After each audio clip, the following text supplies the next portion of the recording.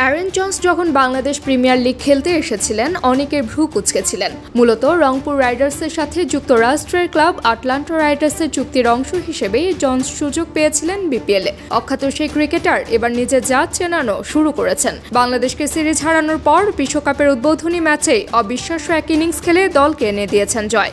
টি-20 বিশ্বকাপের প্রথম ম্যাচে কানাডাকে 7 উইকেটের বিশাল ব্যবধানে হারিয়েছে যুক্তরাষ্ট্র।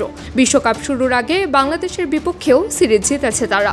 অনেকেই সে সময় যুক্তরাষ্ট্রের জয়কে অঘটন বললেও কানাডাকে হারানোর পর টাইগারদের বিপক্ষে অ্যারন জন্সদের জয়কে মোটেই ফ্লুক হিসেবে দেখছেন না ভারতের অলরাউন্ডার রবিচন্দ্রন অশ্বিন।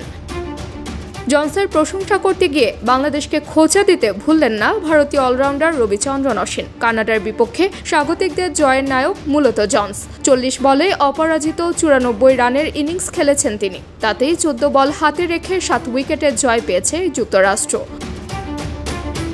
সেই ম্যাচ দেখে যুক্তরাষ্ট্র ও জন্সের প্রশংসা করতে গিয়ে অশ্বিন টেনে এনেছেন বাংলাদেশের সিরিজ হারের প্রসঙ্গ।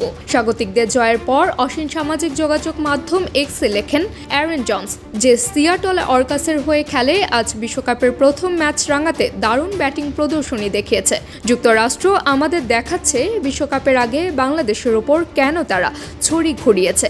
অশ্বিন লিখেছেন, সিয়াটল অর্কাসের ক্রিকেটার অ্যারন জন্স আজ বিশ্বকাপের উদ্বোধনী ম্যাচ আলোকিত করলেন। যুক্তরাষ্ট্র দেখিয়ে দিচ্ছে বিশ্বকাপের আগে কেন তারা বাংলাদেশকে সিরিজ হারাতে সমর্থ হয়েছে। দলকে জেতাতে পেরে দারুণ খুশি জন্সও। চাপের মুহূর্তে ব্যাটিং করতে তার ভালো লাগে বলে জানিয়েছেন তিনি। সেই সাথে পাওয়ার হিটিং করতে পছন্দ করেন ডানহাতি এ ব্যাটার। ম্যাচ শেষে জন্স বলেন, ভাষায় প্রকাশ করা সহজ হবে না। দলকে জেতাতে পেরে খুশি। আমাদের যে ব্যাটিং লাইন আপ ছিল আমরা জানতাম রান 200 এর নিচে থাকলে তাড়া করা সম্ভব। আমি আমার প্রক্রিয়া অনুসরণ করেছি। পাওয়ার হিটিং আমার পছন্দ। যখন দল চাপে থাকে আমি ক্রিজে থাকতে চাই। এটা আমার সেরাটা বের করে আনে।